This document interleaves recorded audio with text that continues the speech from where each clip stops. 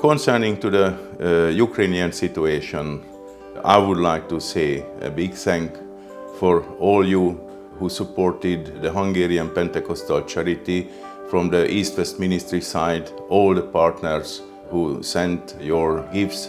It was really a tremendous help for us during the last couple of months, and thank you very much for your heart. Thank you very much that you follow and pay attention what we are doing here in Hungary. It is a great encouragement for us that we are not alone, and I want to say that we would like to ask your prayers and your fellowship with us. May the Lord bless you, and thank you very much again.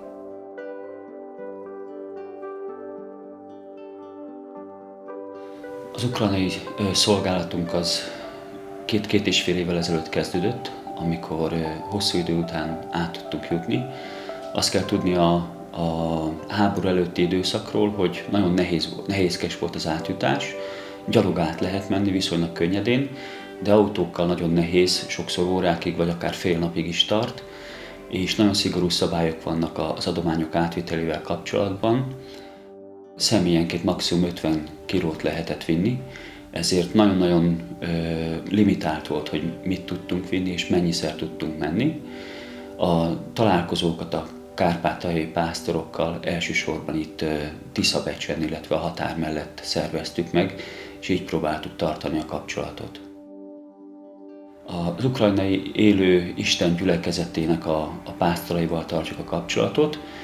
Ők 18 különböző faluban 18 gyülekezetet jelentenek, és van egy vezető pásztor, aki összefogja ezt a gyülekezet hálózatot. Nagyon sokat változott a helyzet, hála Istennek javult a helyzet.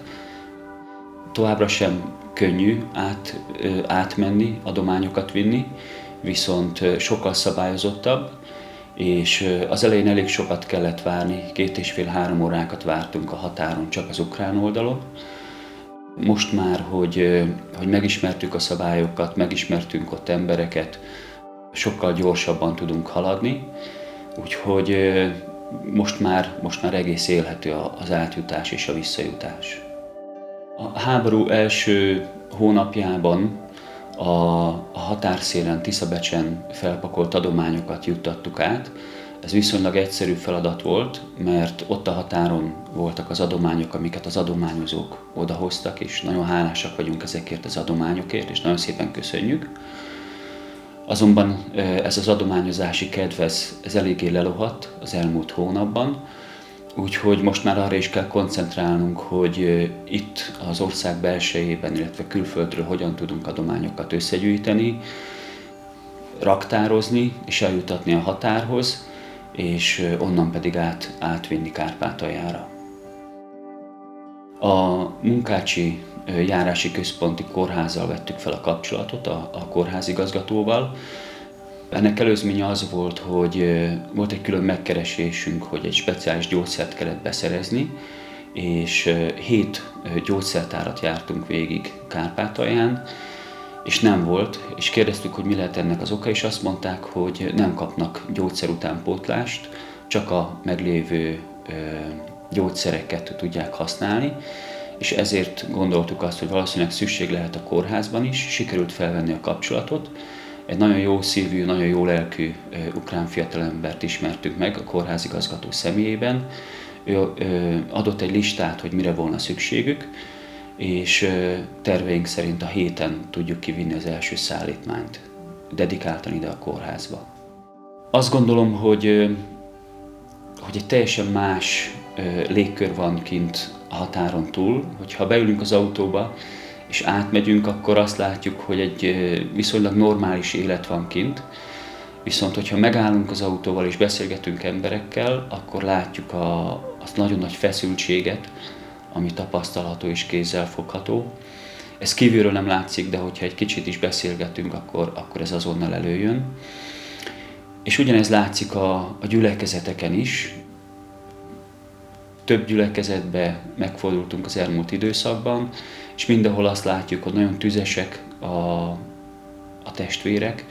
Azt mondják, hogy aki eddig 2 úton járt, az most az Úrhoz fordul, Sokkal többen vannak most így a gyülekezetben, és sokkal nyitottabb szívvel vannak ott.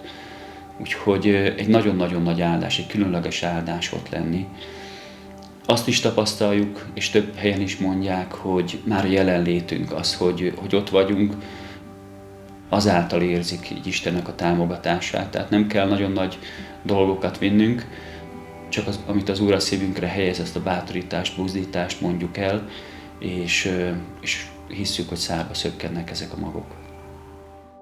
Az egyházon, Pünkösd egyházon belül is elég sok támogatónk van, nagyon sokan jönnek velünk, de az Úr kirendelt még az egyházon kívül is nagyon sok támogatót, kapcsolódási pontot.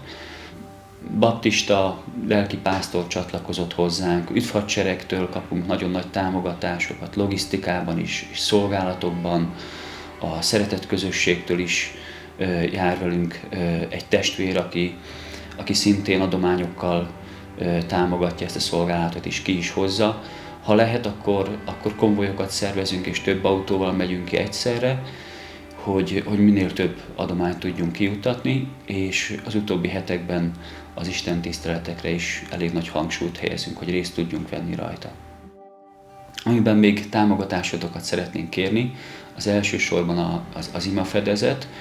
Nagyon nagy szükségünk van ima támogatásra. Mióta ledobták az első bombát Kárpátaljára is, azóta sokkal feszültebb a helyzet, és hisszük, hogy az Úr megőriz bennünket, de hisszük azt, hogy az imáknak nagyon fontos szerepe van ebben a szolgálatban, és hogyha bárki úgy érzi, hogy részt venne ebben a szolgálatban, akár adományozásban a határig, akár úgy vezeti az Úr, hogy átjön velünk a határon, akkor őt is nagyon-nagyon szívesen látjuk. Általában heti rendszerességgel fordulunk meg oda át. A háborúnak nagyon-nagyon sok rossz oldala van, és nagyon sok nyomorúságot tapasztalunk meg, és nehézséget, amelyre mi sem voltunk felkészülve. Ugyanakkor látjuk a háborúnak bocsánat, hogy ezt mondom, a jó oldalát is, hogy nagyon nagy az összefogás egyházon belül és egyházon kívül, és akár még hitetlen emberek is nagyon pozitívan csatlakoznak hozzánk. Én azt gondolom, hogy ez egy nagyon-nagyon pozitív hatása ennek a háborúnak, és hiszem, hogy itt Magyarországon meg tudjuk tartani ezt a testvéri összefogást olyan projektek kapcsán is, ami ennél sokkal, sokkal vidámabb, és nem a háborúság miatt állunk így össze. Az Úr áldjon benneteket!